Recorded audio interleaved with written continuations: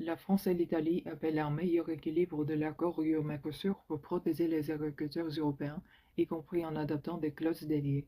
C'est loin d'être gagné, mais sur le front de la protection des agriculteurs européens, les demandes se précisent encore. La France a multiplié ces derniers mois les initiatives européennes pour tenter de bloquer l'adoption du traité commercial entre l'Union européenne et des pays de Mercosur, qui suscite une forte opposition du monde agricole hexagonal.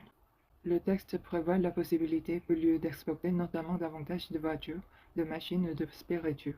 En retour, il faciliterait l'entrée de viande, sucre, riz, miel ou soja sud-américain. Benjamin Haddad, ministre français délégué à l'Europe, s'est entretenu cette semaine à Rome avec son homologue italien Tommaso Foti pour aborder les voies possibles d'amélioration de l'accord de Mercosur, selon le communiqué conjoint.